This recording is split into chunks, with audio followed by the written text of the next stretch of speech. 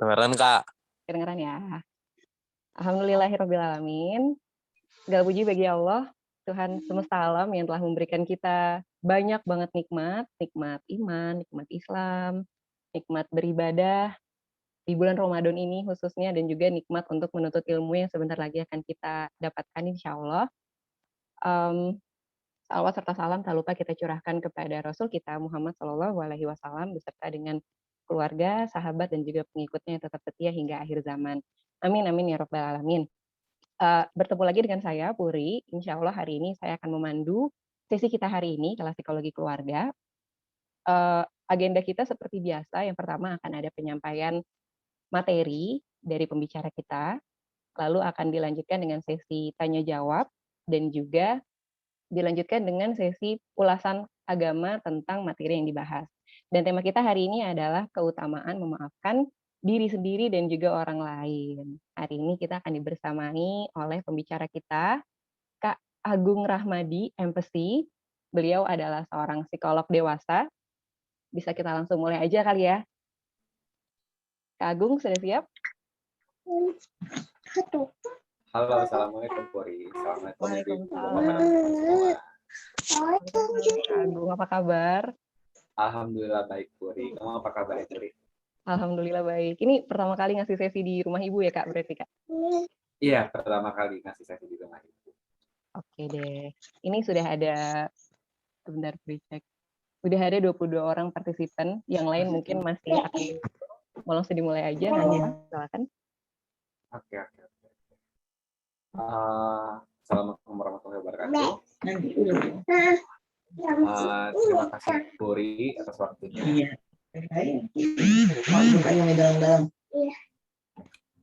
Oke, Bapak-bapak dan Ibu-ibu sekalian, terima kasih atas waktunya pada hari ini. Senang rasanya bisa bergabung dengan Bapak-bapak dan Ibu-ibu semua untuk kita hari ini sama-sama diskusi. Nah, hari ini saya diberikan topik mengenai memaafkan. Mungkin tentang memaafkan, topiknya akan sangat personal ya Bapak-bapak dan Ibu dan teman-teman semua di sini. Jadi mungkin kalau kita akan bahas mengenai memaafkan, kita semua di sini punya cerita masing-masing tentang hal apa yang mungkin perlu dimaafkan dan hal apa yang mungkin selama ini kita coba untuk kita tahan dulu untuk memaafkan hal tersebut. Gitu. Jadi mungkin di sini kita akan sama-sama belajar apa sih sebenarnya memaafkan itu dan seberapa penting sih memaafkan itu kalau misalnya kita lihat dari judulnya, yaitu keutamaan memaafkan diri dan orang lain. Okay. Mungkin sebelumnya boleh tolong next. Sebelumnya sebelum masuk kita perlu perkenalan diri dulu deh, sebelum saya so asik gitu ya untuk menjelaskan berbagai hal tentang memaafkan. Kayaknya saya perlu untuk mengenalkan diri saya terlebih dahulu. Room ini, perkenalkan nama saya Agung Rahmadi. Mungkin tadi sudah dijelaskan sedikit oleh Puri. Bisa dipanggil Agung. Saya merupakan seorang psikolog klinis dewasa. Sekolahnya dulu di Universitas Andalas Padang dan melanjutkan S2 di Universitas Indonesia dengan mengambil spesialisasi psikologi klinis dewasa. Saat ini aktivitas saya adalah saya menjadi psikolog di beberapa tempat. Yang pertama saya menjadi psikolog di Biro Psikologi ADP Psychological Center. Lalu saya juga aktif menjadi konselor di salah satu startup berbasis fintech yaitu di IPO Indonesia. Dan juga saya juga mengembangkan sebuah platform edukasi kesehatan mental dengan nama itu Kartala.project. Nah, nanti teman-teman semua di sini kalau misalnya ada ingin untuk melanjutkan komunikasi dengan saya, teman-teman bisa menghubungi kontaknya ada di sini. Ada emailnya Rahmadi Agung j belakangnya @gmail.com. Terus Instagram ada agra.ar. Terus ini ada nomor kontak kalau misalnya ada teman-teman di sini yang ingin konseling dengan saya. Nah, teman-teman semua, hari ini saya akan mencoba saya telah meramu berbagai macam sumber referensi yang mungkin akan bisa menjawab pertanyaan dari teman-teman semua di sini mengenai memaafkan. Nah, nantinya kalau misalnya teman-teman di sini mendapatkan insight dari topik ini, boleh banget dicatat dan siapa tahu nanti dengan mencatat itu bisa membuat kita kita semua bisa lebih memahami sebenarnya apa sih tentang memaafkan itu, dan mungkin dengan mencatat juga bisa membuat kita lebih apa ya, lebih tahu habis ini mau melakukan apa ya untuk bisa lebih memaafkan. Dan boleh banget kalau misalnya teman-teman di sini mau share uh, insight yang didapatkan di sini dengan melalui media Instagram, mungkin kalau misalnya seperti itu teman-teman boleh tag juga ke saya di Instagram @agrahr, supaya nanti ilmu yang didapatkan atau kita share di sini nggak cuma berhenti sampai di sini, tapi kita bisa menyebarkan ilmu ini ke lingkungan yang lebih luas lagi. Oke, mungkin nggak perlu berpanjang lebar lagi, kita langsung mulai teman-teman. Boleh tolong next, Puri? Siap. Nah, teman-teman mungkin boleh tulis di kolom chat jawabannya. Kira-kira apa yang teman-teman pikirkan ketika mendengar kata memaafkan? Ketika Apa ya? mendengar kata Ya, memaafkan ya, hmm, apa coba teman-teman? Yang langsung kepikiran gitu ya Kak ya, kalau mendengar ya, kata memaafkan tuh apa sih gitu ya? ya benar. Dan semua jawabannya valid. Kita nggak bahas tentang teori ini atau teori itu, nggak. Tapi apa yang muncul di Oh, kepala ketika mendengar kata memaafkan. Oke, sudah oh mulai ada jawaban. Wah, dibacain berat. ya, berat, kalah, Ya, merelakan apa yang kalah. sudah terjadi, Ya, oke. Susah, susah, ikhlas, harus keras. ikhlas. Oke. Merelakan, mengikhlaskan. Oke. Lega. Oke. Terima kasih teman-teman yang sudah mulai menjawab. Menerima. Oke. Ada lagi yang mau ngerespon di kolom chat? Kira-kira apa ya yang pertama kali teman-teman?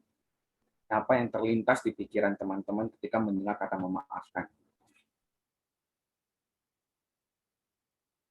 Membiarkan, ya. Oke. Ada lagi kah? Baru tambahin melepaskan kali ya Kak? Melepaskan. Oke. Oke. Uh, Oke, kita coba simpulkan ya teman-teman semua di sini. Kita di sini mempunyai definisi memaafkan yang berbeda-beda ya. Dan itu sangat wajar sekali karena mungkin dengan definisi inilah yang membuat kita lebih lebih bisa menentukan kapan sih kira-kira kita bisa memaafkan dan kapan mungkin kita perlu mengundur dulu untuk memaafkan sesuatu hal gitu. Nah, benar sekali, mungkin sudah aku mention di awal tadi, kalau kita bahas memaafkan, hal ini sifatnya sangat personal ya. Setiap orang tadi punya definisi yang berbeda-beda, setiap orang mempunyai bagaimana memaknai memaafkan tadi itu, dan mungkin tiap orang memiliki perjalanan yang berbeda-beda juga mengenai memaafkan tadi itu. Makanya nggak apa ya, makanya akhirnya muncul tadi beberapa jawaban yang bilang kalau memaafkan itu tuh berat gitu ya, susah, terus ada yang bilang kalah gitu-gitu ya. Jadi karena mungkin memaafkan ini terlalu personal dan taking banyak hal dalam hidup kita, makanya kita mendefinisikan memaafkan ini itu dengan hal-hal yang sifatnya butuh banyak energi yang kita keluarkan ketika kita harus memaafkan. Ya benar teman-teman semua di sini, maafkan itu tuh sifatnya sangat personal, karena personal inilah makanya kayaknya hal ini membuat proses memaafkan ini tuh menjadi cukup menantang gitu. Dalam menjalani kehidupan kita sehari-hari, ada banyak hal yang kita temui, Mbak, mungkin secara sengaja ataupun tidak sengaja, yang justru pengalaman itu, apakah pengalaman kita berhadapan dengan sesuatu situasi, atau mungkin pengalaman kita berhadapan dengan seseorang, yang membuat kita merasakan suatu emosi-emosi atau perasaan-perasaan tidak menyenangkan gitu. Apakah mungkin dalam interaksi kita dengan orang lain membuat kita merasakan adanya kemarahan, rasa kesal, jengkel, dan segala macam, sehingga membuat kita rasanya kayak nggak nyaman atau mungkin kayak nggak enak ketika berhadapan dengan situasi atau orang tersebut gitu. Dan peristiwa-peristiwa ini tuh sangat normal dan sering sekali kita temui di kehidupan sehari-hari gitu. Apakah mungkin dari dari relasi yang kita jalin dengan teman-teman di kampus, atau mungkin teman-teman di pekerjaan, atau mungkin relasi yang terjalin dalam keluarga, apakah itu dengan pasangan, dengan anak, dengan saudara, atau mungkin dengan orang-orang lain di sekitar kita, misalnya di tetangga, atau orang-orang lainnya. Nggak jarang dalam relasi yang kita bentuk itu tuh menimbulkan berbagai permasalahan-permasalahan yang menimbulkan ketidaknyamanan antara kita dengan relasi tersebut, kita dengan orang-orang, atau kita dengan suatu situasi tertentu yang membuat kita merasa tidak nyaman. Nah, dalam proses tersebut seringkali kita menjadi pihak yang tersakiti akibat dari sebuah perlakuan yang mungkin kita anggap tidak adil dari orang lain, gitu, teman-teman. Mungkin aja menurut kita orang lain menyinggung batasan yang kita bentuk sehingga membuat kita merasa nggak nyaman, membuat kita menjadi marah gitu. Atau seringkali orang-orang bertindak mungkin menurut kita sesukanya sehingga membuat kita menjadi terasa dirugikan akibat tindakan orang tersebut. Gitu. Nah, ketika ada situasi seperti ini, seringkali kita merasa menjadi pihak yang tersakiti karena situasi yang tidak adil ini. Nggak jarang juga akibat hal ini kita kita muncul pikiran-pikiran yang membuat mengarahkan kita pada pikiran bahwa orang ini sepertinya harus merasakan hal yang sama juga nih seperti apa yang kita rasakan juga karena situasi yang terjadi ini membuat saya sangat tidak nyaman dan kayaknya dia perlu tahu nih ketidaknyamanan apa yang saya rasakan dan bahkan mungkin pada beberapa degree kita juga pernah muncul pikiran-pikiran kalau misalnya kayaknya orang ini juga perlu merasakan deh apa yang saya rasakan seperti itu karena mungkin tadi itu ada banyak hal yang mungkin menyinggung kita melanggar batasan-batasan yang kita miliki sehingga menimbulkan ketidaknyamanan tadi itu. Nah karena proses ini itu proses yang ketidaknyamanan yang dihasilkan itu sangat intens sangat berat maka kemarahan yang muncul pun jadi sangat berat juga sehingga mungkin proses memaafkan ini atau pilihan untuk memaafkan ini tuh menjadi pilihan paling terakhir sekali yang mungkin perlu kita ambil gitu ya karena kayaknya nggak gampang gitu kalau misalnya langsung dimaafkan aja. Nah, tapi sebelumnya kita mau nyamain dulu deh teman-teman di sini persepsi tentang memaafkan sendiri apa ya. Boleh tolong next. Nah, di sini secara singkatnya memaafkan atau forgiveness itu definisikan sebagai sebuah pelepasan dari adanya rasa kemarahan atau rasa dendam yang kita miliki terhadap suatu situasi atau orang lain gitu. Jadi sebenarnya di sini inti dari memaafkan itu tuh bukanlah seperti melupakan, bukan membiarkan atau sekedar dalam tanda kutip merelakan gitu, tapi lebih ke bagaimana kita melepaskan ketidaknyamanan yang kita rasakan akibat dari efek suatu peristiwa tertentu gitu. Apakah mungkin efek ini itu akibat suatu situasi yang mungkin kita nilai situasi tersebut tidak adil gitu, atau mungkin akibat dari perlakuan orang-orang tertentu gitu yang membuat kita merasa tidak nyaman dan kita menjadi pihak yang tersakiti. Gitu. Nah, jadi secara simpelnya memaafkan itu adalah proses untuk kita melepaskan beban yang kita miliki dalam diri kita secara emosi supaya tadi ada yang bilang kalau misalnya memaafkan itu tuh adalah lega gitu supaya nanti kita mendapatkan efek lega tadi itu dari proses memaafkan tadi. Tapi kalau misalnya kita sampai di definisi ini kayaknya gampang banget gitu ya memaafkan kayak melepaskan terus lega gitu. Nah, tapi ternyata nggak seperti itu juga teman-teman semua di sini. Perasaan rilis tadi itu tuh merupakan ujung dari proses memaafkan tadi itu. Sehingga kayaknya kita butuh sebuah proses yang perlu kita lakukan supaya tadi itu kita bisa merilis beban-beban yang tidak nyaman dalam diri kita supaya bisa menimbulkan efek lega tadi itu. Nah, sebelum kita bahas lebih detail, boleh tolong next. Nah, memaafkan ini sendiri itu ada beberapa jenisnya, ada beberapa tipenya gitu. Nah, kita coba bahas satu-satu teman-teman. Yang pertama ada tipe detachment forgiveness. Detachment forgiveness ini ditandai dengan ada berkurangnya efek negatif yang dirasakan terhadap pelaku atau orang yang menurut kita melakukan sesuatu yang tidak adil buat kita tadi itu atau orang yang bersalah, tetapi tidak disertai dengan kembalinya terjalin relasi yang baik gitu. Nah, mungkin di sini teman-teman awalnya mulai berpikir nih kayak ketika saya memaafkan apakah artinya saya juga bisa melupakan ya atau mungkin ketika saya memaafkan apakah artinya saya harus akrab dengan orang itu atau enggak ya gitu. Nah, ada beberapa situasi kita memaafkan orang-orang tanpa harus kita menjalin hubungan yang lebih baik lagi dengan orang tersebut. Misalnya contoh situasinya adalah ketika kita mengalami situasi seperti yang sifatnya merugikan bagi diri kita seperti kayak kita ditipu oleh orang lain gitu atau mungkin kita ya mungkin kayak kita ditipu oleh orang lain gitu. Nah, ditipu oleh orang lain itu kan merupakan pengalaman yang tidak menyenangkan ya, dimana itu tuh merugikan kita bukan hanya merugikan kita secara perasaan tapi ada bentuk hal lainnya bentuk yang jelas-jelas kita dirugikan yang mungkin secara materika atau mungkin secara kebendaan atau hal-hal lainnya gitu. Nah, pada beberapa tahap mungkin kita bisa memaafkan orang yang telah menipu tadi itu. Tapi bukan berarti setelah itu kita harus menjalin hubungan baik dengan orang tersebut. Maksudnya adalah dari peristiwa itu kita mencoba belajar. Oh, orang-orang seperti ini mungkin orang-orang yang mungkin saya perlu berhati-hati nih sama orang ini. Sehingga mungkin ketika saya menjalin hubungan baik dengan orang ini akan beresiko pada uh, keamanan diri saya di masa yang akan datang. Karena mungkin siapa tahu orang itu tuh sudah punya pola untuk menipu beberapa orang lain gitu. Sehingga ya kita tetap bisa memaafkan perilakunya dulu telah menipu kita, tapi mungkin kita perlu untuk lebih aware dengan orang tersebut uh, supaya kejadian tadi itu tidak terulang lagi di masa yang akan datang. Caranya adalah dengan tadi itu. Mungkin kita perlu untuk menjaga relasi kita dengan orang tersebut supaya mungkin tidak terlalu dekat, supaya ada batasan-batasan tertentu yang mungkin orang tersebut tidak mungkin untuk melewati batasan tersebut sehingga mengurangi resiko dia kembali melakukan tindakan yang merugikan tersebut di masa yang akan datang. Itu tipe yang pertama, yaitu detachment forgiveness. Yang tipe kedua adalah limited forgiveness. Limited forgiveness adalah merupakan jenis memaafkan, di mana ketika kita memaafkan tersebut, efek negatifnya, atau mungkin kemarahannya, rasa kesalnya, atau mungkin kecewanya terhadap orang ini itu mungkin sudah mulai berkurang. Gitu. Tetapi hubungan kita dengan pelaku tadi tidak sepenuhnya kembali seperti biasa. Mungkin tadi itu contohnya akan mungkin agak mirip-mirip sama detachment forgiveness tadi itu. Mungkin dulu sebelumnya kita dekat sama orang ini gitu. Mungkin kayak lingkungannya kayak contohnya lingkungan pekerjaan gitu.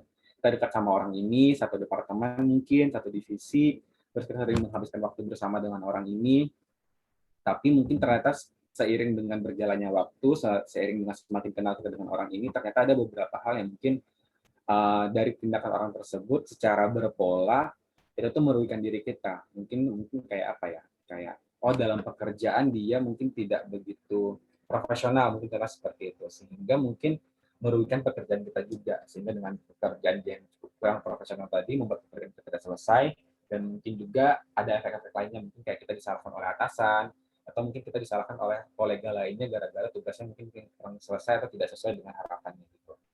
Nah, akibat dari peristiwa ini mungkin kita jadi apa ya, kita mungkin bisa memaafkan mungkin keteledoran dari teman tadi tersebut, tapi mungkin kita juga tadi kita bisa kita perlu lagi berhati-hati dengan teman tersebut sehingga mungkin berikutnya kita bisa mengurangi resiko-resiko yang mungkin bisa terjadi kembali atau terulang lagi gitu.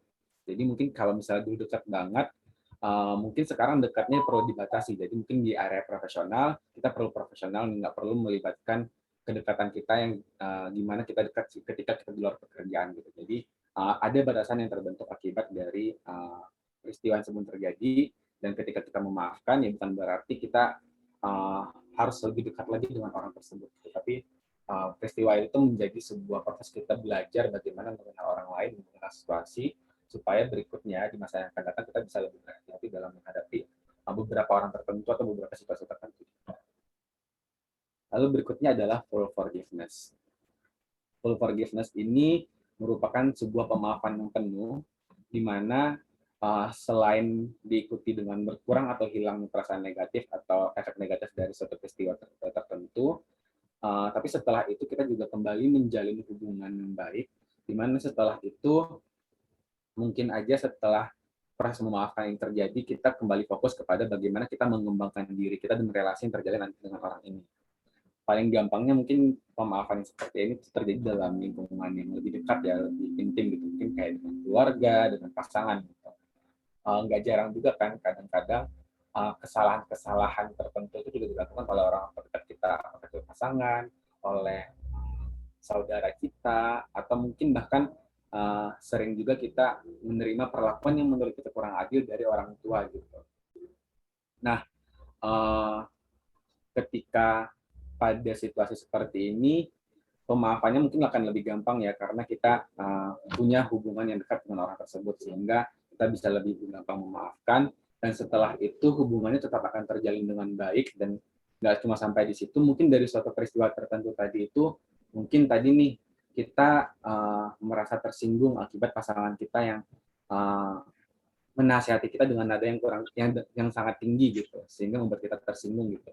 Nah, mungkin setelah itu, setelah kita memaafkan, kita bisa lagi uh, sama-sama mendiskusi, sama-sama berdiskusi, sama-sama mengevaluasi. Misal kayak kita bisa aja bilang kayak, oh aku nggak suka tadi ketika kamu menasihatiku, suara kamu sangat tinggi gitu. Sehingga dengan begitu relasi yang terjalin itu bisa dievaluasi dan bisa berkembang lagi nih. Sehingga mungkin kedepannya si pasangannya mungkin akan lebih sadar, oh mungkin besoknya ketika aku mau menasihati pasanganku, aku perlu menggunakan uh, intonasi atau penggunaan bahasa yang mungkin lebih lembut gitu supaya pasangan itu bisa menerimanya. Nah, jadi inilah tiga tipe memaafkan secara umum. Nah, sebenarnya dari penjelasan ini cukup bisa apa ya? Cukup bisa menyimpulkan bahwa sebenarnya tidak selamanya memaafkan itu disertai dengan adanya proses untuk kembali menjalin hubungan yang baik dengan orang yang menurut kita telah menyakiti kita. Gitu. Karena uh, proses memaafkan tadi itu juga menjadi proses bagian belajar dari diri kita, di mana kita kembali melihat lagi situasi yang mungkin dulu pernah membuat kita terluka, sehingga dengan evaluasi dari peristiwa tersebut, kita bisa kembali menata diri kita kembali di kehidupan yang akan datang, sehingga kita mulai bisa berhati-hati nih, supaya hal-hal yang sama tidak terjadi lagi di hari-hari berikutnya. Nah, dengan begitu juga maka kita di sini bisa menyimpulkan juga kalau misalnya memaafkan itu tidak sama dengan melupakan. Bisa aja kita tetap bisa mengingat peristiwa tersebut, kita bisa tetap apa ya, mengingat secara detail apa sih hal-hal yang membuat kita marah pada saat itu, kita bisa otak kita bisa tetap bisa merekam bagaimana jalannya situasi tersebut gitu. Tapi yang berbeda adalah ketika kita kembali meninjau situasi tadi, kita tidak lagi melihat peristiwa tersebut dengan adanya beban emosi yang seintens dulunya. Gitu. Mungkin dulu kalau misalnya kita mengingat nih, kalau misalnya aku boleh buat contoh, mengingat dulu pernah diselingkuhi oleh pacar misalnya kayak gitu ya. Kalau misalnya dulu ngingatin hal itu kayaknya sebel banget, kayaknya pengen nonton si pacar ini dulu, si mantan ini dulu misalnya kayak gitu. Tapi sekarang ketika kita sudah memaafkan, mungkin aja kita masih bisa melihat kembali situasi di mana pada saat itu kita berantem sama pacar si mantan itu, bagaimana uh, bagaimana proses si kita tahu proses perselingkuhannya, tapi ketika kembali kita mengingat hal tersebut, tidak lagi diiringi dengan adanya perasaan tidak nyaman tadi, tidak lagi diiringi oleh perasaan kesel, tapi perasaan tersebut sudah kita lepaskan, sudah kita relakan sehingga kita bisa melihat situasi dengan lebih real lagi, lebih clear lagi. Oke, boleh tolong next lagi. Lalu, kenapa sih kita perlu memaafkan? Mungkin ini juga pertanyaan yang mungkin apa ya perlu kita sama-sama refleksikan lagi ya teman-teman, karena mungkin menurut kita pada beberapa level tertentu kayaknya perlu gitu untuk kita tetap marah sama orang tertentu supaya ada efek lain lah, misalnya apakah mungkin supaya dia ngerti atau mungkin supaya dia bisa belajar dari kesalahan atau segala macamnya gitu. Tapi pada jangka waktu yang lebih panjang kita perlu kembali lagi menimbang apakah kita perlu memaafkan atau enggak. Nah, di sini kita mencoba menjawab kira-kira kenapa kita perlu memaafkan. Yang pertama adalah karena mungkin menyimpan kemarahan tidak lagi memberikan keuntungan. Misalnya nih, kita udah ngambek sama pasangan kita, atau mungkin kita udah ngambek sama orang tua kita gitu, kayak udah 1 hari, 2 hari, tapi kok nggak digubris ya gitu. Kok kayaknya nggak memberikan efek ya, justru kayak kok kayaknya nggak membuat pasangan kita atau mungkin nggak membuat orang tua kita yang ngambek, yang kita ambekin itu tuh nggak peka ya gitu. Sehingga mungkin kalau misalnya kita tetap mencoba strategi itu tuh kayaknya akan memakan energi yang lebih banyak lagi dan justru tidak membawa kita pada hal-hal yang cenderung beneficial buat kita gitu. Si pelakunya mungkin nggak cenderung sadar, si pelakunya nggak akan minta maaf juga gitu. Nah, maka kita perlu untuk mempertimbangkan apakah saat ini saya sudah perlu memaafkan atau enggak gitu. Nah, yang berikutnya adalah memaafkan akan memberikan perspektif yang lebih luas dalam menilai situasi. Nah, teman-teman semua di sini, kadangkala ketika kita menjadi pihak yang tersakiti, kita cenderung terjebak dalam berbagai macam emosi-emosi yang tidak menyenangkan atau emosi-emosi yang menyakitkan tadi itu gitu. Ketika kita berada pada posisi tadi itu, cenderung kita menilai si pelaku ini sangat salah dan tidak ada kemungkinan-kemungkinan lain gitu loh. yang menyebabkan dia berperilaku dengan cara tertentu gitu. Nah, memaafkan ini tuh akan mendorong kita untuk bisa melihat perspektif yang lebih luas lagi, sehingga mungkin dalam waktu yang lebih panjang lagi kita bisa bisa melihat situasi dengan lebih clear lagi gitu.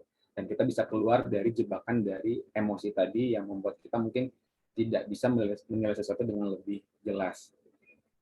Yang berikutnya menemukan relasi yang lebih sehat, karena mungkin dari proses memaafkan kita bisa mengevaluasi lagi bagaimana relasi yang terjalin. Dari proses itu juga kita bisa mulai mengatur strategi-strategi yang perlu kita ambil supaya relasi yang dijalin berikutnya itu bisa lebih sehat dan bisa lebih membawa kita kepada arah pertumbuhan. Berikutnya, menurunkan kecenderungan kecemasan dan depresi. Ya benar, kecemasan dan depresi bisa dengan memaafkan kita bisa menurunkan kecenderungan ini karena ketika kita memilih untuk tidak memaafkan, artinya kita memilih untuk menyimpan atau menahan emosi-emosi tidak menyenangkan itu dalam diri kita. Sehingga ketika kita mencoba menahan emosi-emosi tidak menyenangkan itu, membuat diri kita lebih rentan lagi terhadap berbagai permasalahan psikologis, terutama yang paling umum adalah masalah kecemasan dan depresi. Gitu. Nah, maka di sini kita perlu mempertimbangkan apakah kita sudah perlu memaafkan seseorang atau enggak, gitu. Karena mungkin siapa tahu dengan menyimpan itu tuh justru membuat kita lebih rentan dengan berbagai macam stresor-stresor yang datang pada diri kita. Lalu berikutnya meningkatkan kondisi kesehatan fisik. Gitu. Mungkin ini paling gampang kali ya untuk bisa relate-nya gitu. Gak jarang ketika kita merasa marah sama orang lain, itu tuh efek fisiknya terasa banget nggak sih? Mungkin aja efek fisiknya itu muncul dalam bentuk uh, detak jantung yang lebih kencang, atau mungkin kepala rasanya panas banget, atau mungkin kalau misalnya beberapa situasi mungkin membuat kita tuh kayak tegang banget, kayak pengen nonjok aja gitu, kayak saking tegangnya gitu situasinya. Nah, ketika memaafkan artinya kita melepaskan berbagai macam ketidaknyamanan tadi, sehingga membuat kondisi fisik kita pun akhirnya berdampak menjadi lebih santai atau lebih tenang lagi. Nah, jadi hal-hal inilah mungkin perlu kita pertimbangkan lagi, kenapa sih kita perlu memaafkan atau enggak. Kalau dari sini sih harusnya ada banyak hal yang lebih beneficial yang akan kita dapatkan ketika kita memaafkan ketimbang kita memilih untuk memendam atau menyimpan uh, berbagai emosi-emosi negatif tadi. Lalu kalau next. Nah, menjawab tadi juga respon dari teman-teman yang menyatakan bahwa memaafkan itu berat dan sulit. Nah, perlu diakui bahwa memaafkan itu adalah proses yang menantang dan tidak mudah gitu. Nah, di sini tuh ada beberapa step-step yang mungkin perlu kita lalui supaya kita bisa benar-benar memaafkan suatu hal tertentu. Nah, tahapan pertama dalam memaafkan itu tuh biasanya adalah ketika kita sudah sampai pada tahapan di mana sepertinya uh, kita berpikir bahwa sepertinya menyimpan kemarahan itu tidak lagi menguntungkan buat kita gitu. Mungkin kita udah nyuekin orang ini, kita udah memberikan sinyal-sinyal ketus atau nggak suka dengan orang ini, tapi kok kayak orang ini nggak peka-peka ya gitu.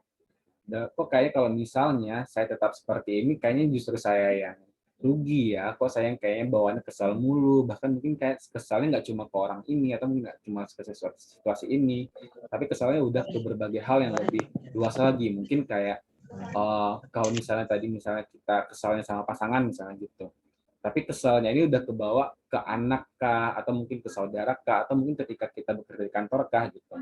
Nah, ketika sudah sampai ke tahapan ini mungkin kita sudah mulai sudah mulai menentukan kayaknya udah perlu dimaafin deh gitu.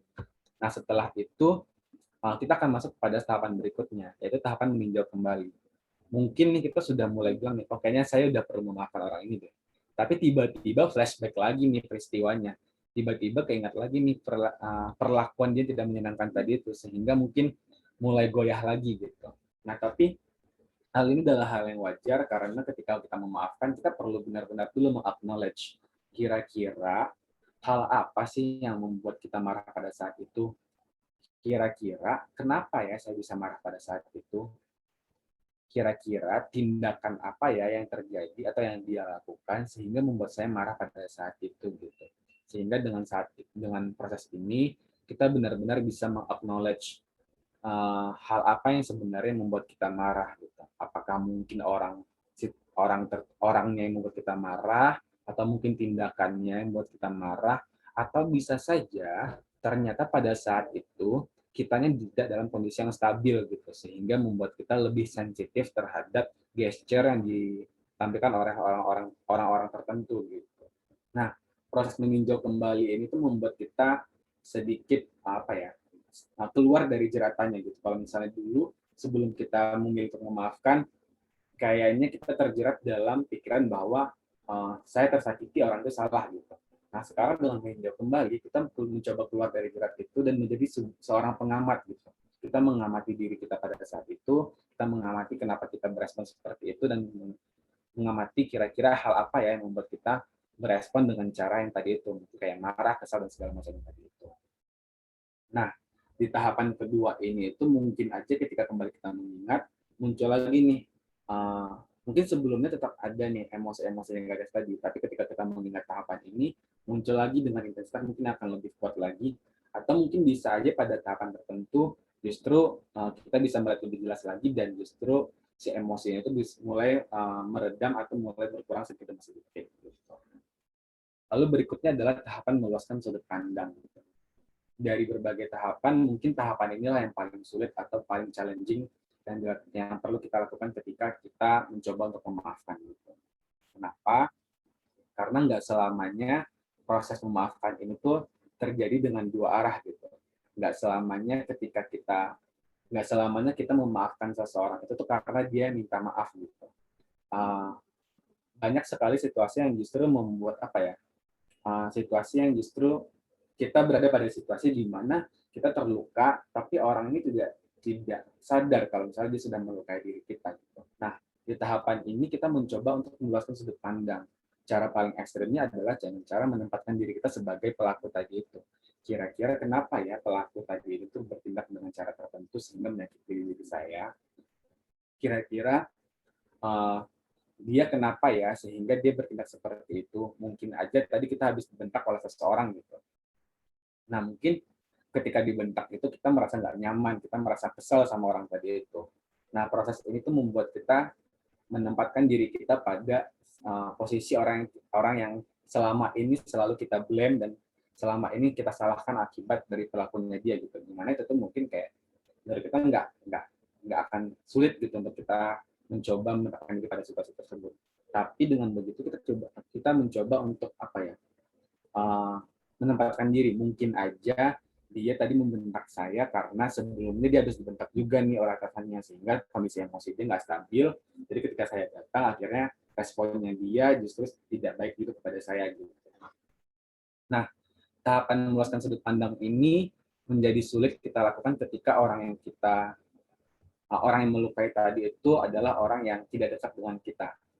Mungkin kalau misalnya aku akan mencoba mengajak teman-teman berefleksi, paling gampangnya adalah kadang kita akan lebih gampang untuk memaafkan orang terdekat kita, apakah itu sahabat, apakah itu pasangan, atau saudara. Kenapa? Karena kita sering berinteraksi dengan mereka, kita sudah tahu pola-pola mereka, kita sudah tahu bagaimana mereka merespon sesuatu hal gitu, sehingga pada situasi ini kita gampang gitu untuk menempatkan diri kita pada situasi tadi itu. Misalnya nih, habis berantem sama adik gitu, atau habis berantem sama kakak gitu.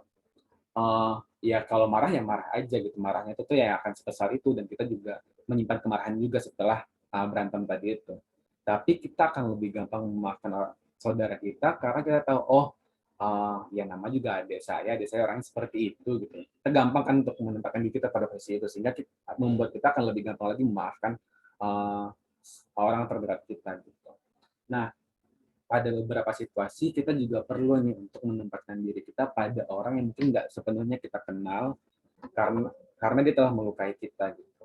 Nah, kenapa? Karena mungkin dengan proses ini kita bisa keluar dari jebakan kemarahan kita bisa keluar dari jebakan perasaan tidak menyenangkan tadi itu, supaya kita bisa melihat situasi dengan lebih kacamata yang lebih luas lagi, sehingga kita mungkin bisa mulai apa ya, merasionalisasi kira dia melakukan hal tersebut kenapa ya, mungkin aja ada hal tertentu yang terjadi sama dia sebelumnya yang membuat dia mungkin melukai kita pada hari itu.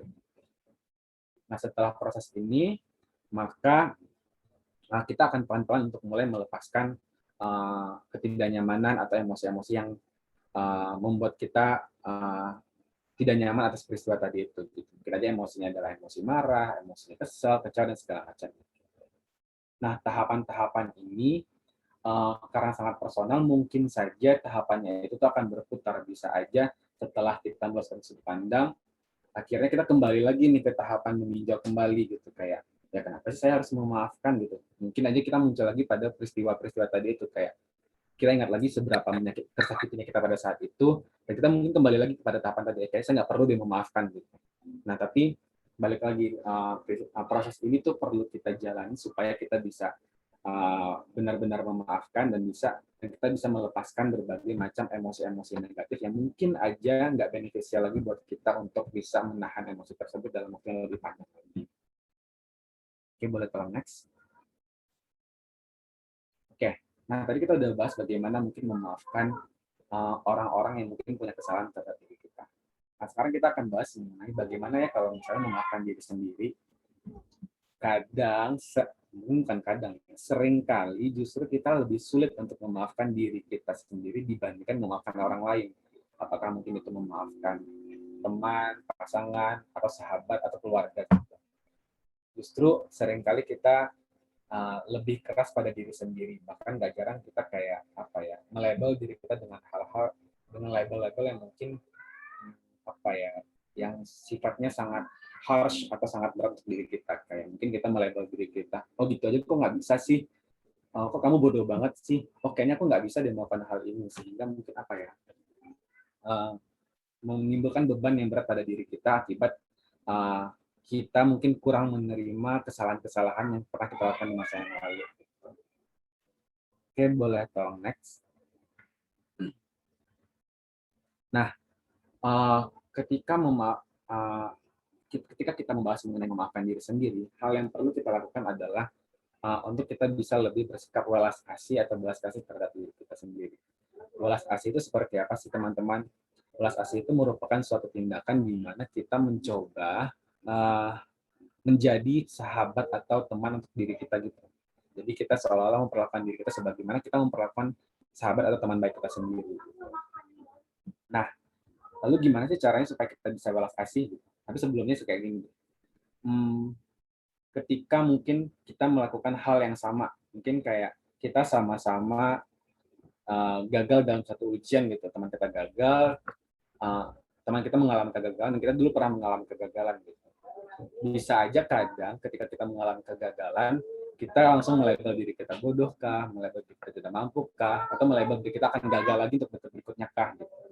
Tapi ketika teman kita cerita tentang kegagalannya, seringkali respon yang kita berikan justru respon yang lebih positif. Misalnya, oh nggak apa-apa kok, mungkin lain kali kamu akan berhasil gitu. Oh ini tuh mungkin kayak bukan gagal deh, mungkin ini tuh cuma cuma mungkin kamu belum memahami lebih lanjut aja tentang topik tertentu gitu. Kita bisa memberikan respon tersebut pada orang lain atau sahabat kita, tapi ketika pengalaman tersebut daripada diri kita, cenderung respon kita kepada diri kita justru kebalikannya gitu. Justru kita melabel diri kita dengan label-label yang tidak menguntungkan gitu, atau mungkin label-label yang mungkin justru membuat emosinya menjadi lebih intens lagi. Nah, maka di sini kita perlu bersikap welas asih terhadap diri kita. Lalu gimana sih sikap welas asih itu? Nah, sikap welas asih ini terwujud dalam 3 aspek. Yang pertama adalah dengan cara bersikap baik terhadap diri sendiri. Nah, mungkin paling gampangnya adalah kita perlu kembali menempatkan diri kita sebagai sahabat untuk diri kita. Kira-kira nih, ketika sahabat kita mengalami hal tertentu, misalnya kayak tadi, ketika sahabat saya lagi gagal, saya akan memberikan respon seperti apa sih? Nah, respon seperti inilah yang perlu kita berikan kepada diri kita ketika kita mengalami hal tersebut. Apakah tadi misalkan kegagalan gitu. Mungkin ketika teman kita mengalami kegagalan, kita bisa bilang kayak, oh nggak apa-apa, mungkin lain kali kita akan berhasil, kamu akan berhasil gitu. Nah, maka respon yang begitulah yang juga layak kita dapatkan dari diri kita. Ketika mungkin kita mengalami kegagalan, setelah kita mungkin emosi yang tidak menyenangkannya, kita perlu untuk memberikan respon itu pada diri kita kayak, oh nggak apa-apa, kali ini mungkin belum berhasil, tapi bisa aja untuk berikutnya saya akan lebih berhasil ketika mungkin saya akan belajar lebih rajin lagi, mungkin seperti itu. Lalu berikutnya adalah dengan menerima sisi kemanusiaan pada diri sendiri. Maksudnya bagaimana? Ya kita perlu menyadari bahwa kita adalah manusia. Maksudnya adalah manusia tidak lepas dari adanya kesalahan-kesalahan atau ketidaksempurnaan yang dimilikinya gitu. Dengan seperti itu, kita mungkin akan bisa lebih lunak pada diri sendiri gitu. Jadi kita mungkin bisa lebih mengimpress kesalahan-kesalahan kita di masa lalu, yang mungkin aja kesalahan itu membuat kita uh, membawa kita pada situasi yang mungkin kurang menguntungkan. Apakah mungkin karena uh, salah mengambil keputusan kah, atau mungkin salah uh, bertindak kah, sehingga membuat kita berada pada posisi yang tidak menyenangkan gitu. Nah, di saat ini kita perlu memahami bahwa kita adalah manusia dan it's okay manusia itu melakukan kesalahan. Lalu berikutnya adalah dengan kesadaran yang berimbang.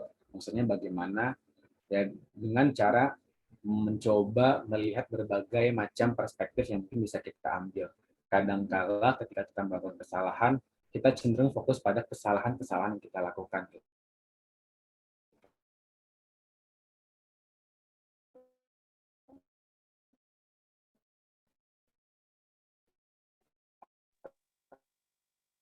Kak Agung. Mungkin kekurangan atau jika dapat nilai 70 misalnya gitu, kita fokus pada angka 30 yang kita fokus pada angka 30 yang salah tadi itu gitu. Jadi kita lupa bahwa kita sudah memiliki skor 70 yang sudah berhasil kita capai gitu. Nah, mungkin ketika kita bersikap ulas asih, kita mencoba untuk melihat situasi ini dengan lebih berimbang. Kita bisa melihat hal positif apa yang telah kita capai bersamaan dengan hal mungkin yang mungkin kurang baik yang telah kita capai, sehingga dengan begitu kita bisa melihat sesuatu hal dengan lebih proporsional lagi. Nah, mungkin boleh next. Pemaparannya seperti itu teman-teman mengenai memaafkan, apakah memaafkan diri sendiri atau memaafkan orang lain. Nah, di sini sebagai penutup ada sebuah kutipan di mana di sini jelaskan bahwa forgiveness is an opening door to a better life. Jadi memaafkan itu adalah pintu buat kita keluar dari jebakan-jebakan perasaan tidak menyenangkan tadi, supaya kita bisa kembali memaintain atau bisa menghadirkan kehidupan yang mungkin lebih baik lagi dibandingkan saat kita memendam kemarahan atau memendam emosi negatif tadi itu. Oke, terima kasih atas perhatiannya. Mungkin itu pemaparan pada hari ini. Aku kembalikan ke Puri. Terima kasih Kak Agung, Masya Allah materinya singkat tapi padat ya. Sejujurnya dari tadi Puri ikut sambil belajar juga nih Kak Agung, makasih banyak loh. Iya, oke, terima Ini kasih. teman-teman sekarang kita masuk ke sesi tanya jawab. Sejujurnya Kak Agung ini udah ada beberapa peserta yang sebelumnya udah japri duluan nih ke Puri. Jadi udah ada beberapa pertanyaan yang masuk.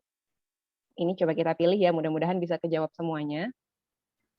Ini yang pertama, ada pertanyaan nih Kak Agung, bagaimana memaafkan orang yang terus-terusan zolim sama kita? Gitu, jadi berlanjut terus gitu. Gimana Kak Agung? Silakan. Kadang apa ya, sering juga kita berhadapan sama orang-orang seperti ini nggak sih, kayak nyebelinnya nggak habis-habis gitu ya, Iya. kayak ya sekarang nyebelin kita maafin, kok besoknya masih nyebelin lagi ya gitu, dan seterusnya masih seperti itu gitu. Nah, mungkin kita perlu lagi mendefinisikan ulang sebenarnya memaafkannya seperti apa gitu. Mungkin aja selama ini kita memikirkan bahwa memaafkan itu adalah ya benar-benar memaafkan, tidak lagi memikirkan, terus ya udah baik-baik lagi dengan orang tersebut gitu. Nah, sebenarnya balik lagi sering tadi kayak memaafkan itu tidak selalu diiringi dengan kembali terjalinnya hubungan yang baik dengan orang tertentu atau mungkin kayak pelaku tadi itu. Mungkin memaafkan ini tuh juga seringkali beriringan dengan proses belajar gitu. Kita belajar sebenarnya hal apa yang membuat kita marah pada saat itu, kita belajar uh, tentang diri kita, apakah mungkin ada situasi tertentu kan yang membuat kita marah pada saat itu, dan mungkin ada apakah tindakan tertentu yang membuat kita marah gitu pada saat itu. Sehingga ketika kita mempelajari hal tersebut, berikutnya kita tahu nih kalau misal ternyata hal-hal seperti ini tuh nggak membuat saya nggak nyaman nih gitu. Sehingga ketika berikutnya kita akan mencoba lebih waspada lagi. Apakah mungkin dengan waspada merubah respon kita terhadap situasi tersebut, atau mungkin kalau misalnya memungkinkan kita mencoba menghindari situasi tersebut sehingga mungkin kita tidak apa ya kemarahan kita atau mungkin kecewaan kita atau perasaan sebel kita tidak terpancing lagi pada situasi tersebut. Jadi mungkin ketika orang yang sudah zolim terus-menerus, kita mulai mengevaluasi lagi nih kira-kira sepenting apa ya saya untuk menjalin hubungan baik dengan orang ini gitu. kalau misalnya saya menjalin hubungan baik dengan orang ini terus menerus saya berada di posisi yang dizolimi terus menerus, ya kayaknya nggak baik juga nih untuk diri saya dan nggak baik juga untuk orang ini karena orang ini nggak bisa belajar juga dari situasi tersebut. Maka mungkin kita perlu untuk men-setting batasan-batasan yang perlu kita ambil gitu. Mungkin aja kita tetap tetap berinteraksi dengan orang tersebut tapi ada batasannya gitu. Mungkin ada topik-topik tertentu kan yang mungkin nggak kita share atau mungkin ada uh, apa ya tindakan-tindakan tertentu yang mungkin nggak perlu kita tunjukkan kepada orang tersebut gitu. Itu seperti itu sih. Hmm, Sekarang kondisinya adalah orang ini terus menerus zolim atau nyebelin sama kita. oke oke. Sebenarnya mungkin, mudah kalau misalnya orangnya tuh jarang berinteraksi kayak yang sebelumnya Kak Agung paparkan ya. Tapi kalau misalnya Ya. orangnya sering berinteraksi gitu, ada tips tertentu nggak sih, Kak? Misalnya orang Ah, terdekat kita hmm, nih ternyata yang dimaksud sama penanya. oke oke oke. Mungkin balik lagi sih orang terdekatnya seperti apa gitu. Mungkin kalau misalnya kalau keluarga gitu. Kalau keluarga tuh paling gampang nggak sih kalau memaafkan kayak kadang kita berantem pagi terus malam-malam udah sapa-sapaan aja gitu udah Udah tegur-teguran sayang-sayangan gitu. lagi. Nah gitu. Tapi kalau misalnya situasinya mungkin kayak apa ya paling gampang orang dekat itu tetangga mungkin gitu.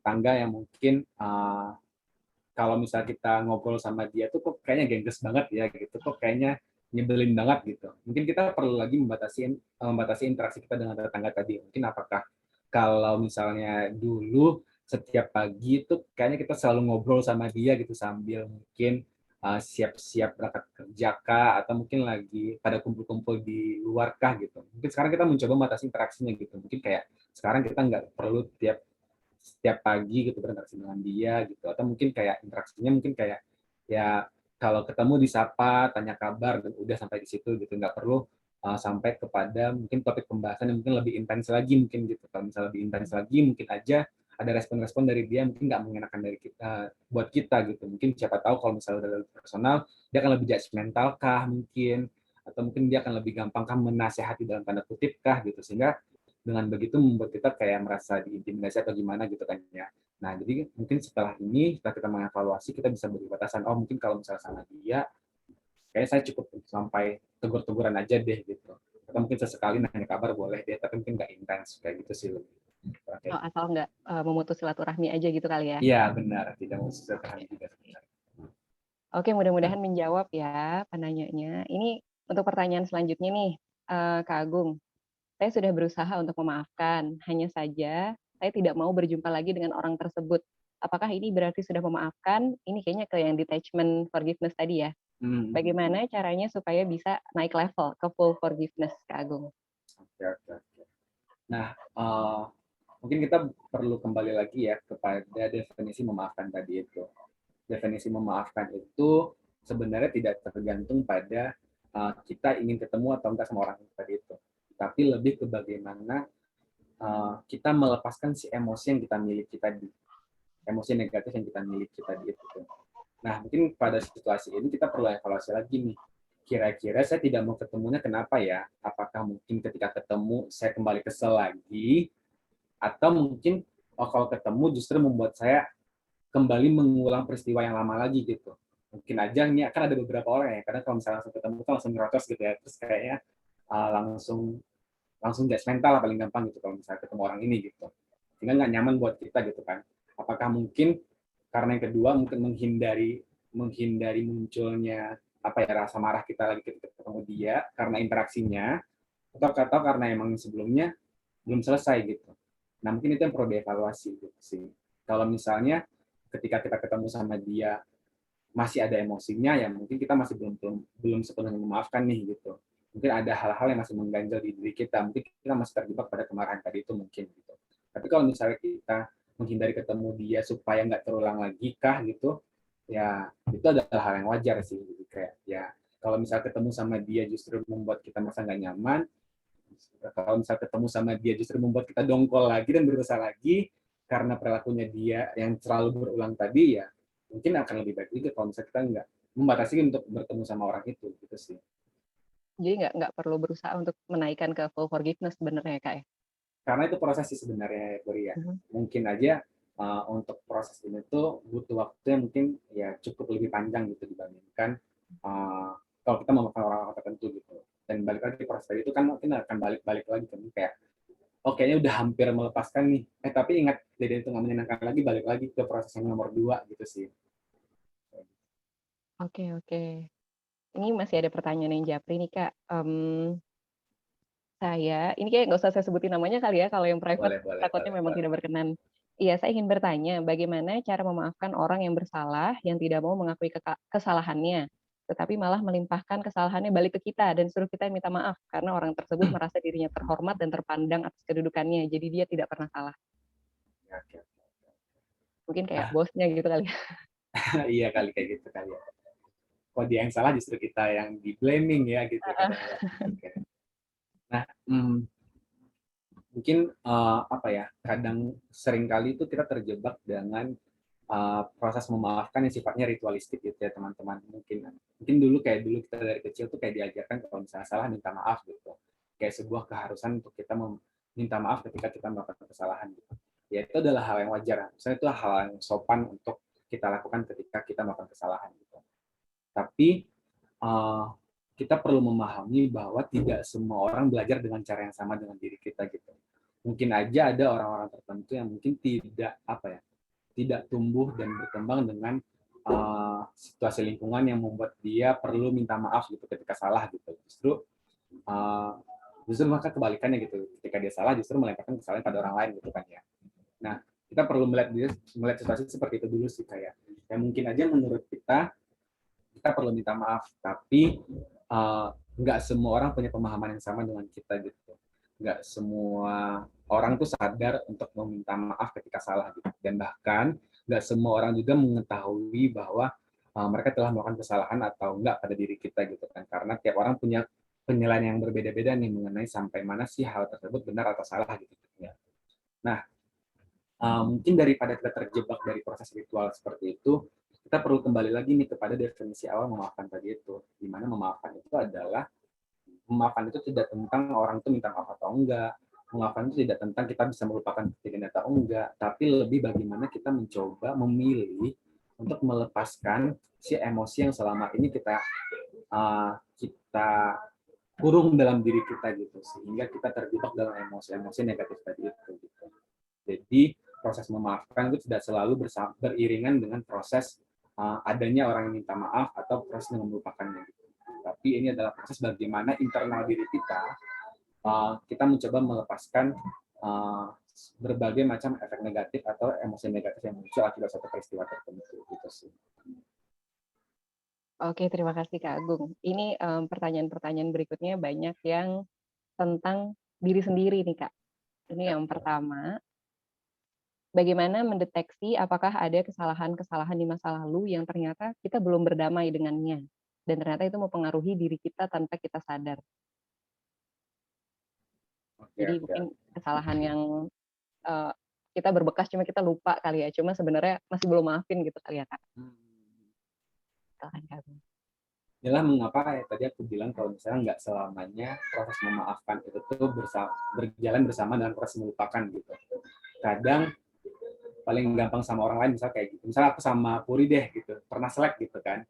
Mungkin aja aku udah lupa nih peristiwanya apa. Tapi kalau ketemu Puri itu kayak nggak enak aja ya, kesel aja gitu bawaannya sama Puri gitu. Jadi mungkin peristiwanya udah lupa, tapi emosinya tetap ada gitu. Bayang nggak? Kebayang. Nah Tapi kayak bisa gitu. mempengaruhi diri sendiri gitu ya Kak? Dan itu juga terjadi pada diri kita kadang. Mungkin kadang kita terlalu keras pada diri kita ketika kita melakukan kesalahan-kesalahan tertentu gitu. Tapi kalau misalnya kita ingat kenapa kita kayak gini, itu kayaknya kita lupa apa sih peristiwa spesifiknya gitu kan ya. Nah mungkin paling gampang untuk mengidentifikasinya, kita coba dulu untuk berefleksi ketika si emosinya muncul. Mungkin nih kayaknya paling gampang kalau misalnya di situasi yang mungkin pernah kita alami dulu dan sekarang mungkin kalau misalnya lagi ujian gitu. Kalau lagi hujan tuh kebawaannya nggak nyaman ya diri kita ya gitu ya. Kebawaannya tuh kayak ya pokoknya nggak ada enak-enaknya kalau mau hujan ya, mau hujan nggak enak ya. Tapi kita perlu evaluasi dulu kenapa kita merasakan hal seperti itu terus menerus ya gitu. Siapa tahu dengan proses seperti itu kita kembali apa ya berefleksi kira-kira dulu tuh seperti apa ya peristiwa pencetusnya. Mungkin aja dulu ketika kita ujian kita selalu dimarahi ketika hasilnya nggak sesuai sama ekspektasinya mungkin orang tua atau guru gitu. pelan-pelan tuh terbawa pada diri kita gitu. Mungkin pada tahapan yang lebih tinggi lagi ketika mungkin udah SMP SMA yang mana orang tua dan guru mungkin nggak begitu marah kalau misalnya kita nggak sempurna banget gitu ya. Tapi kebawa sama diri kita kalau misalnya nilainya nggak sempurna, kita langsung marah sama diri kita gitu. Kayak ini salah banget nih gitu. Sehingga mungkin efeknya ketika mau ujian gitu, jangankan ketika dapat hasil, kalau mau ujian aja tuh kayaknya kita udah kesal sendiri gitu bawaannya. Nah mungkin kita coba acknowledge dulu, kira-kira aku kesalnya kenapa ya? Apakah karena ujiannya, atau mungkin karena pandangan aku terhadap ujiannya yang salah kah, atau gimana gitu. Mungkin karena tahu ada pengalaman-pengalaman tertentu yang membuat aku kayaknya nggak nyaman sama situasi ini gitu. Sehingga dari proses itu tuh kita mulai bisa mengidentifikasi pelan-pelan kira-kira akarnya apa ya. Nah setelah kita tahu akarnya, mungkin dari itu kita bisa memproses kira-kira hal apa yang perlu kita lakukan untuk bisa mengelolanya gitu. Seringkali kalau misalnya hal seperti ini kita butuh juga orang-orang untuk bisa bercerita gitu, sehingga kita bisa meluaskan lagi perspektif yang kita punya terhadap situasi tadi itu. Mungkin dengan cerita akan kepancing juga kali ya, Kak? Sebenarnya Bisa pemicunya jadi apa juga. gitu ya? Oke, oke. Ini sebenarnya agak nyambung juga nih, Kak, pertanyaan selanjutnya dengan yang tadi. Apakah konsep inner child itu berhubungan dengan kesulitan memaafkan dan apa yang bisa dilakukan untuk mengatasinya? Dari Kak Fida nih di chat Zoom. Oke, oke, oke. Ya, sejujurnya kalau misalnya kita bahas inner child secara spesifik, aku kurang mendalami inner child gitu. Tapi mungkin proses inner child ini itu kalau misalnya aku boleh menjelaskan dengan lebih sederhana, itu lebih dari ke proses belajar kita gitu. Mungkin aja dulu dari waktu kita kecil, kita belajar dengan pola-pola tertentu. Mungkin ketika hal ini berbahaya, kita akan menghindarinya gitu kali ya. Atau mungkin kita dulu pernah dimarahi orang tua gitu. Sehingga rasanya nggak nyaman pada saat itu, sehingga kita belajar dari proses itu, dan ketika berikutnya kita akan mencoba untuk bertindak supaya orang tua kita tidak marahi kita gitu, karena kita tahu dulu tuh nggak enak banget rasanya dimarahi gitu kan ya. Nah cenderung hal itu membuat kita dari proses belajar itu kadang kita bablas gitu belajarnya, kayak kita mengeneralisirkan peristiwa dimarahi ini pada banyak hal di kehidupan kita. Mungkin kayak gini, oh kalau misalnya aku salah aku akan dimarahi oleh orang tua gitu. Kebetulan pada saat itu dimarahi dengan cara yang sangat tidak menyenangkan, apakah mungkin dengan cara intonasi nada orang tuanya mungkin terlalu kuat, atau penggunaan bahasa-bahasa yang mungkin menurut kita itu sangat harsh gitu. Nah, proses yang tidak menyenangkan ini tuh membuat kita belajar kalau misalnya, oh kalau misalnya saya salah, orang lain akan marah sama saya nih. Padahal sebenarnya situasi spesifik pada orang tua kan. Tapi karena saking tidak menyenangkannya, kita mengeneralisir hal tersebut, sehingga ketika salah, kita takut banget kalau misalnya kita akan dimarahi, apakah teman, apakah dosen, guru, atau mungkin mentor, segala macamnya gitu. Nah, sehingga mungkin ketika kita melakukan kesalahan, jangankan dimarahi, kita sendiri pun bisa marah pada diri kita gitu ketika melakukan kesalahan gitu kan ya, sebagai bentuk perlindungan diri kita supaya kita nggak dimarahi orang lain, karena seperti itu kayak ya kita memarahi diri kita sendiri supaya kita nggak dimarahi orang lain gitu. Nah, jadi masuk akal sih sebenarnya kalau misalnya dibahas mengenai inner child. Proses belajar tadi itu membuat kita bereaksi dengan cara tertentu terhadap suatu situasi gitu. Dan seringkali ketika kita sudah dewasa, kondisinya nggak relevan lagi teman-teman. Kadangkala ya kita tetap bisa melakukan kesalahan tanpa harus khawatir dimarahi oleh orang lain gitu, karena mungkin ketika sudah dewasa ketika sudah dewasa kita mulai punya perspektif yang lebih luas lagi gitu. Kita situasi nggak selalu semua kesalahan itu tuh akan dimarahi gitu. Jadi mungkin hal ini yang perlu kita coba proses gitu. Kalau misalnya ya mungkin dulu kita pernah mengalami pengalaman tidak menyenangkan akibat dimarahi, tapi pengalaman itu terjadi di masa lalu dan mungkin aja pengalaman itu tidak akan berulang lagi di masa yang akan datang. Mungkin lebih seperti itu sih. Oke. Selanjutnya nih Kak, ada pertanyaan dari Kak Reza Dwi Angkasa kalau nggak salah ya, Dwi A. Ini izin bertanya Kak, bagaimana cara memaafkan diri sendiri? Oke. Ya, mengulang yang tadi sudah dijelaskan, memaafkan diri sendiri itu perlu apa ya? Perlu dorongan yang kuat dari diri kita untuk bisa berbelas kasih pada diri kita sendiri gitu. Karena kayak itu seringkali kita lebih gampang untuk berbelas kasih pada orang terdekat kita atau orang lain gitu. Kalau misalnya nih misalnya adalah orang lain melakukan kesalahan, itu kayak kita gampang aja bilang kayak oh nggak apa-apa kok, mungkin waktu itu kamu kilaf, kadang kayak gitu ya kalau misalkan orang terdekat kita gitu. Tapi justru hal itu tuh sulit kita lakukan pada diri sendiri. ketika kita melakukan kesalahan, kayaknya kita paling salah lah, kita merasa diri kita, atau kita melabel diri kita dengan label-label tidak sepantasnya kah gitu. Nah, mungkin pada saat itu, pada saat kondisi ini terjadi, kita perlu sedikit berwelas asih pada diri kita. Kita perlu untuk memberikan respon apa sih yang sebenarnya akan kita berikan ketika teman kita yang mengalami masalah yang sama dengan diri kita, dan kita perlu untuk melihat situasi dengan lebih berimbang lagi. Gitu. Apakah kita sesalah itukah, atau mungkin siapa tahu ya kita sudah melakukan berbagai hal terbaik pada saat itu ya, tapi kesalahan ini tuh nggak bisa kita hindari gitu. Nah, sehingga dengan begitu kita bisa melihat situasi dengan lebih clear, dan pelan-pelan kita bisa memaafkan diri kita dengan lebih dengan lebih mudah lagi gitu ketika kita sudah berprestasi pada diri kita. Sebenarnya perlu mengenal diri sendiri juga ya Kak, ujung-ujungnya Kak, untuk Iya, menyadari, ujung-ujungnya emang mengenal diri sendiri sih. untuk menyadari bahwa ini tuh kita udah damai belum sih dengan diri kita sendiri gitu ya. Ya, Oke, ini pertanyaan terakhir yang masuk, kalau misalnya masih ada yang mau bertanya atau mau open mic boleh. Ini pertanyaannya japri lagi Kak, ini lebih personal sih. Bagaimana memaafkan orang yang bukan menzolimi diri kita, tapi menzolimi orang terdekat kita. Misalnya, ayah yang menzolimi ibu.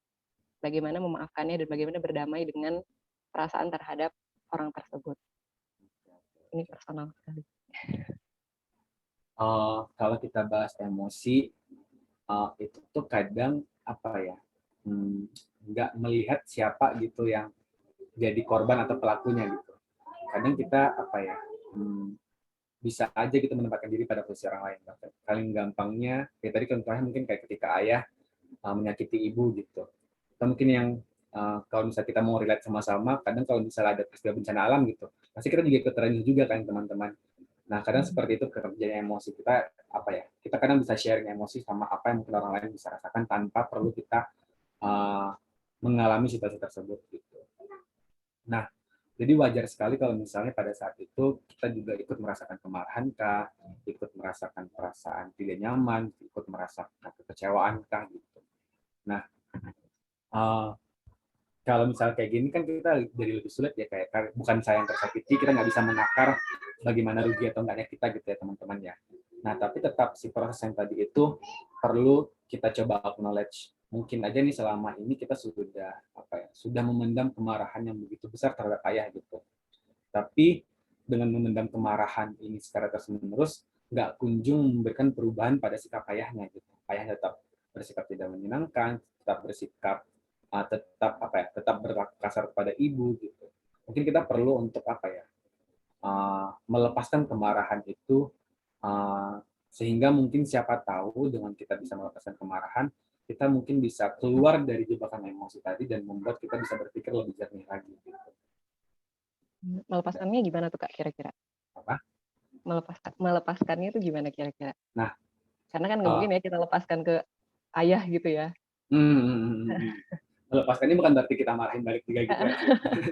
Tapi lebih kayak dari proses ini tuh kita mencoba menilai dan menakar kira-kira kenapa ya orang ini berperilaku tertentu gitu. Mungkin aja karena ya, dia mungkin punya temperamen yang mungkin gampang tersulut gitu. Gampang tersulut sehingga membuat dia lebih gampang untuk berlaku kasar gitu terhadap orang lain di sekitarnya dia, terutama mungkin pasangannya gitu. Jadi mungkin dengan begitu kita perlahan-lahan bisa mulai melihat situasi dari posisinya dia gitu. Tapi tidak membenarkan juga posisi bahwa tindakan dia bahwa dia menyakiti ibu kita gitu.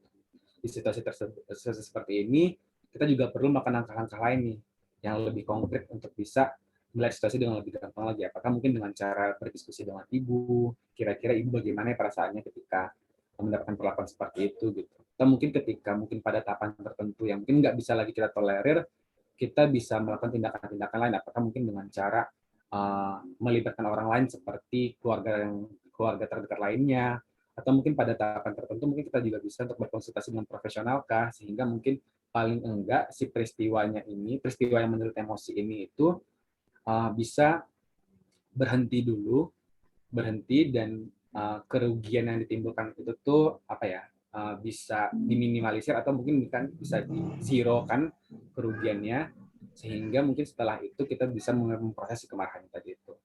Dan jujur memang kalau misalnya situasi tetap terjadi akan sulit ya untuk memaafkan nih, kayak Mhm. kalau kita akan memaafkan tapi kita masih melihat nih ayah mungkin melakukan perlakuan kasar kepada ibu gitu.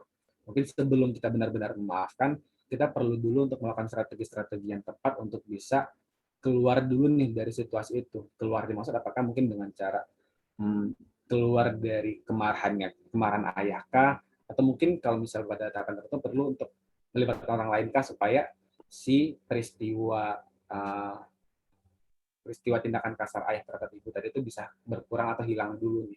Jika setelah itu kita bisa lebih memproses kemarahan yang lebih baik lagi. Gitu. Mudah-mudahan menjawab ya. Aduh nih, kayaknya masalah yang berat ya. Iya berat Kalau sekali sih, dan berkaitan dengan orang tua tuh biasanya ini banget, sensitif banget. iya kadang emang seperti itu. Iya. Ini, alhamdulillah nih, pertanyaannya udah di-cover semua, Hmm. Kak Agung. Ini kita masih ada waktu sekitar 5 menit lagi, masih ada yang mau nanya dulu? Masih ada yang mau nanya langsung mungkin, mau open mic, mau raise hand, silakan kita kasih waktu, mumpung bisa nanya langsung sama Kak psikolog. Biasanya reach-nya harus ke ininya ya, Kak, ya, harus ke kliniknya ya? Iya sebetulnya kata mungkin personal juga boleh sebenarnya. Oh gitu, siap. Ada lagi? Atau nanti Tapi mhm, gimana gimana? tapi perlu diakui sih teman-teman kalau misalnya kalau kita bahas memaafkan ini sangat sangat sangat personal gitu, Iya, dan apa ya, eh, nggak semua kita itu tuh uh, punya waktu yang cepat untuk bisa menyadari bahwa oh saatnya saya memaafkan nih gitu, karena peran emosi perlu kita sadari sangat besar sekali pada diri kita kan. Kadang kalau misalnya emosinya itu begitu intens, itu kadang kita apa ya, kurang bisa untuk menilai situasi dengan lebih gampang, lebih clear lagi gitu, uh, sehingga mungkin apa ya, kita perlu kembali untuk meninjau kembali kira-kira emosi ini muncul kenapa ya gitu. Dan walaupun seperti itu, kita juga perlu apa ya, perlu mengambil lagi hmm, peran kita untuk bisa memilih secara rasional gitu sih, walaupun ada emosi tadi.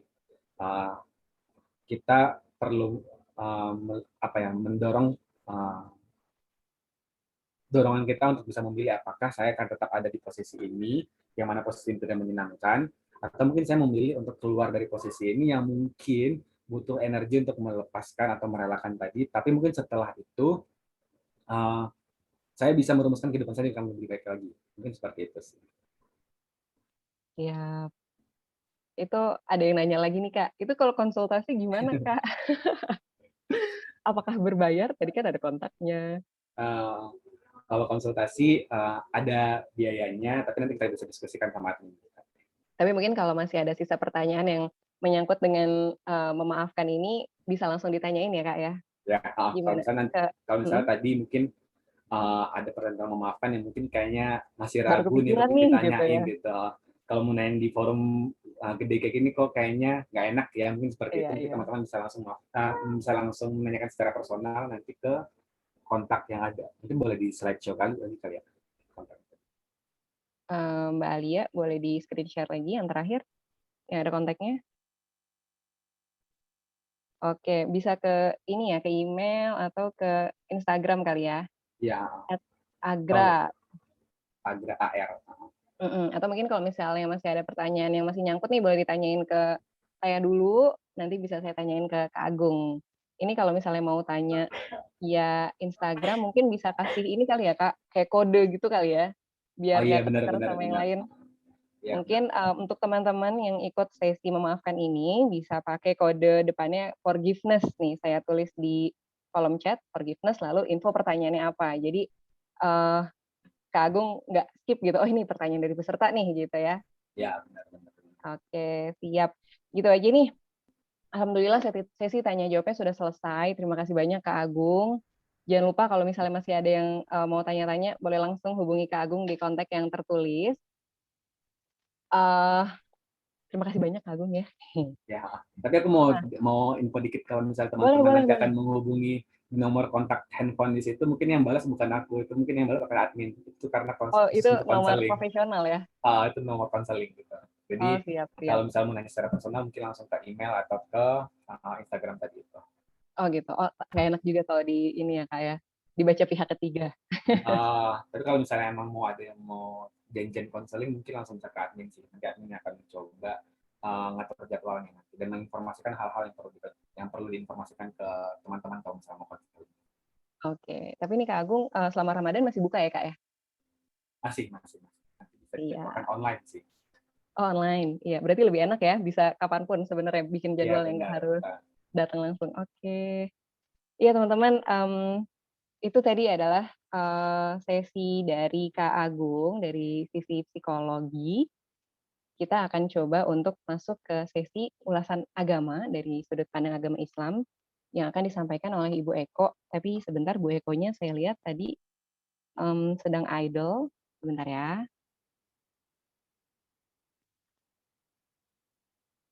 Sebentar. Ya, Puri sudah hadir. Oh iya Ibu Eko. Assalamualaikum Ibu Eko. Assalamualaikum warahmatullahi. Iya. eh, Sebentar. Ibu Eko, kita sudah selesai dengan sesi Kak Agung, keutamaan Ya, memaafkan diri dan orang lain, dan tanya jawabnya juga sudah selesai, bisa dimulai dengan sesi ulasan dari sudut pandang agama Islamnya. ya, baik. Assalamualaikum warahmatullahi wabarakatuh. Teman-teman semua, Kak Agung juga, terima kasih untuk kesediaannya menjadi narasumber ya di Yayasan Rumah Ibu Indonesia. Ini kayaknya bukan kerjasama yang pertama ya, Kak Agung ya. Sebelumnya pernah juga ya. Ya udah pernah terlibat juga Ya. Ya, terima kasih banyak khususnya buat Kak Agung ya tadi yang telah menyampaikan materi yang sangat bagus. Ini kelihatannya perlu ada lanjutan nih Kak Agung. Boleh banget Bu, ntar dijadwalin aja. Lanjutannya mungkin lebih praktis nanti ya. Kalau teman-teman yang lain bersedia bisa digagas lagi nih sama Puri dan teman-teman panitia. Ya, Kak Agung dan teman-teman semuanya, sebetulnya saya agak memberikan porsi cukup banyak ya belakangan ini terhadap terutama kesehatan mental gitu. Jadi saya sudah diskusi dengan beberapa teman-teman di Yayasan Rumah Ibu ini cukup lama sebetulnya ya kaitannya dengan kesehatan mental gitu. Karena ternyata masalah kesehatan mental ini bukan hanya masalah selewat gitu ya yang mudah gitu untuk diselesaikan, tapi saya melihat bahwa ini adalah sebuah kebutuhan ya di masyarakat kita karena masyarakat kita itu memang belum terbiasa ya untuk mengurusi kesehatan mental. Padahal betapa pentingnya kesehatan mental itu tidak tidak mengalahkan pentingnya kita dengan kesehatan fisik kita gitu ya. Nah, dalam konteks ini memang yang paling pas ya untuk berbicara tentang kesehatan mental itu ya para ahli di bidang psikologi gitu ya.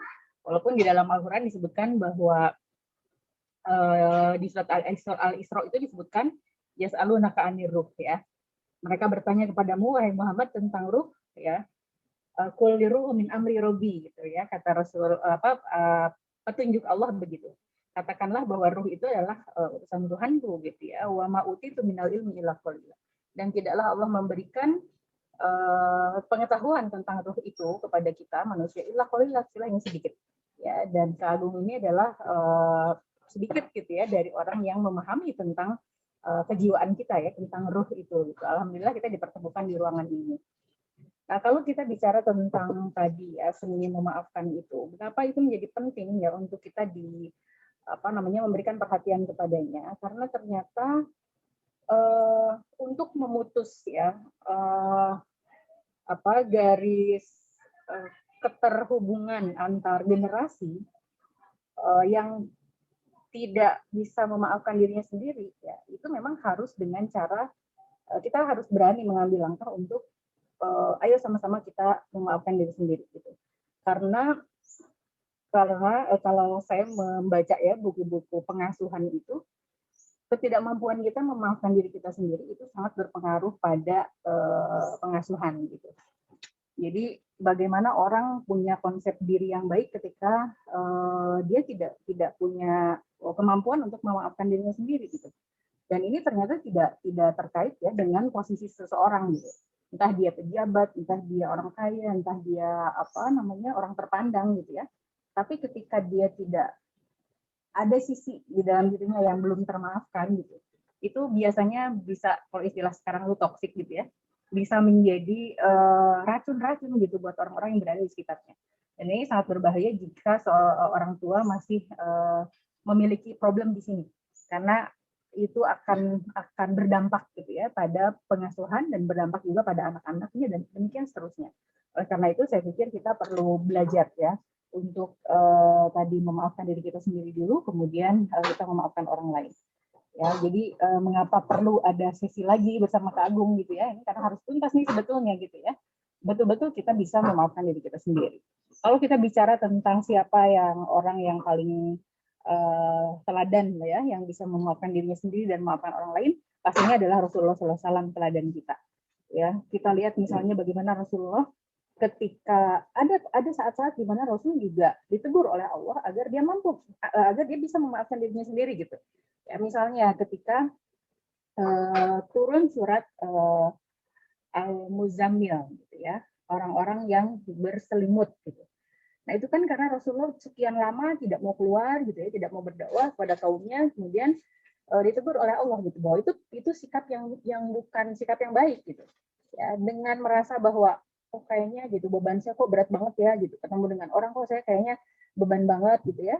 Banyak orang mencela saya, banyak orang mencaci saya, akhirnya Rasulullah menutup diri gitu. Tapi Allah menegur gitu bahwa itu bukan sikap yang baik seperti itu. Dan kemudian Rasulullah up lagi gitu ya, Rasulullah bangkit lagi gitu bahwa oh iya harusnya saya tidak memandang diri saya ini sebagai orang yang salah gitu karena orang lain memandang saya salah gitu ya. Tapi ketika ketika Rasulullah menyadari bahwa yang dilakukannya adalah kebenaran, ya beliau bangkit lagi gitu. Apapun yang dikatakan orang, ya. Jadi kepercayaan diri ini juga bagian besarnya adalah karena kemampuan seseorang bisa memaafkan dirinya sendiri gitu ya. Walaupun memang harus betul-betul proporsional, karena ketika kita salah gitu ya memahaminya, maka yang terjadi adalah kita jadi orang yang sombong gitu ya, tidak mau mendengar orang lain, itu juga tidak boleh juga. Jadi harus proporsional. Saat kedua ketika Rasulullah juga ditegur oleh Allah, itu ketika Allah Subhanahu Wa Taala sudah memerintahkan Rasulullah untuk menikahi Zainab. Ya, yang sebelumnya Zainab ini menikah dengan anak angkatnya Rasulullah, ya Zaid bin Sabit, kemudian Zaid bin Harisah. Nah kemudian Allah ingin memberikan pelajaran kepada kita semua bahwa seorang anak angkat itu tidak bisa memiliki hubungan keluarga sebagaimana nasab gitu ya, sebagaimana hubungan darah gitu. Kemudian Rasulullah memerintahkan kepada Rasulullah untuk menikahi Zainab, tapi Rasulullah tidak melakukan itu, ya malah Rasulullah menutup diri gitu ya. Saya malu gitu, gimana saya menikahi istri dari bekas istri dari anak angkat saya gitu ya. Tapi kemudian Allah menegurnya bahwa ini adalah pelajaran yang harus diberikan kepada umatnya, dan kemudian Rasulullah melaksanakan itu gitu ya. Nah, di kesempatan lain itu dalam konteks Rasulullah memaafkan dirinya sendiri. Nah, dalam konteks Rasulullah memaafkan orang lain, kita melihat bagaimana misalnya ketika Rasulullah diperlakukan sangat buruk ya oleh seorang Yahudi. Ya, di dalam sejarah disebutkan Rasulullah kalau pulang dari masjid itu selalu dilempari oleh kotoran-kotoran binatang gitu ya. Tapi ketika orang Yahudi ini sakit, ya, yang dilakukan Rasulullah bukan membalasnya atau merasa bahwa ya rasain lo gitu ya, bukan begitu gitu. Tapi yang dilakukan oleh Rasulullah itu adalah memaafkan. Malah Rasulullah menjenguknya, kemudian memaafkan dan memberikan hadiah gitu ya pada orang Yahudi ini, yang itu menjadi wasilah ya, menjadi perantara masuk Islamnya si orang Yahudi ini. Nah, dalam hal lain saya melihat bahwa konsep taubat di dalam Islam itu juga adalah cara Allah mengajarkan kepada kita untuk memaafkan diri sendiri sebetulnya.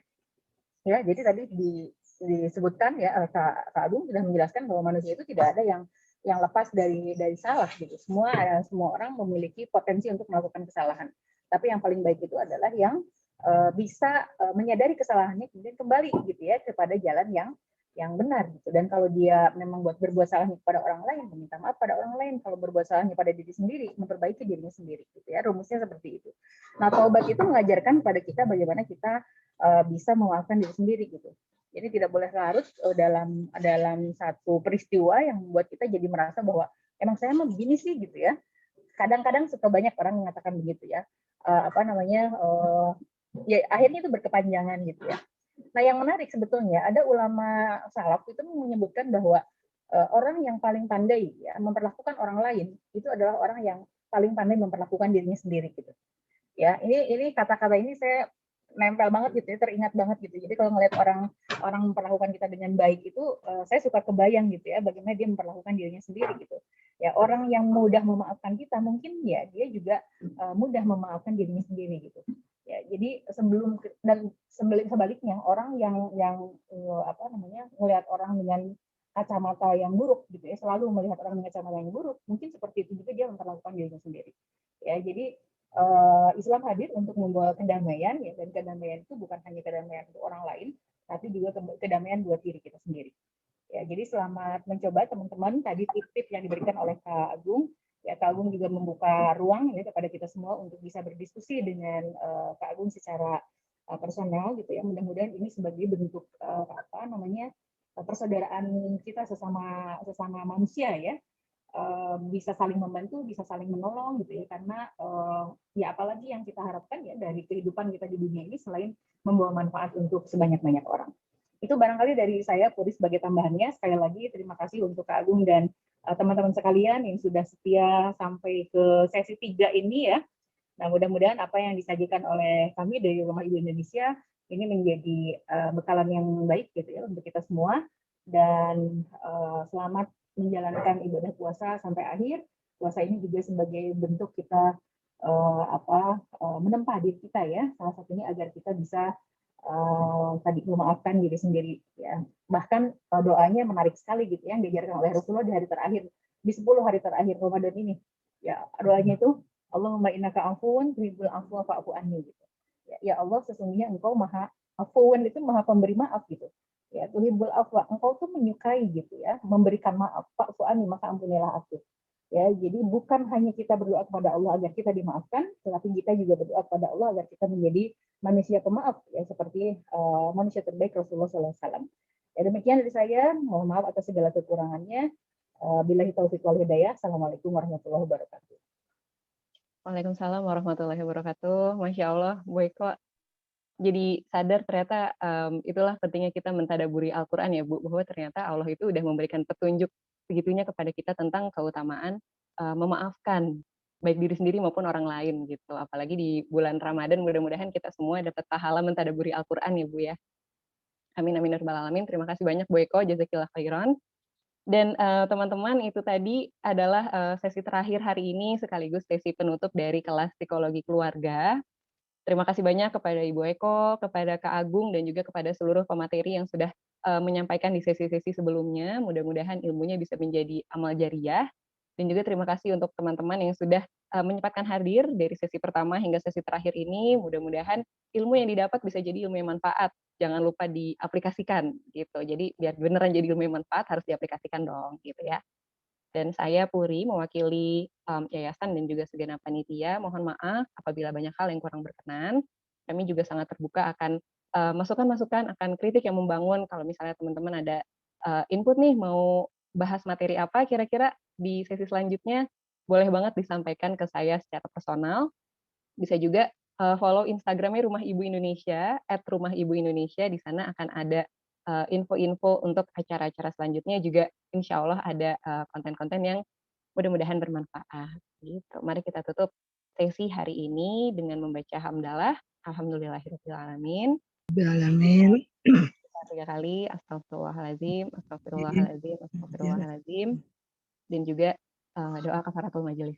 Subhanaka Allahumma wa bihamdika asyhadu an la ilaha illa anta astaghfiruka wa atubu ilaik. Iya.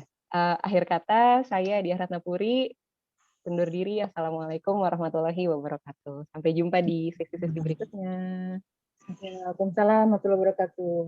Ibu. Makasih semuanya. Pamit ya, Puri. Ibu, sama-sama. Ini Puri.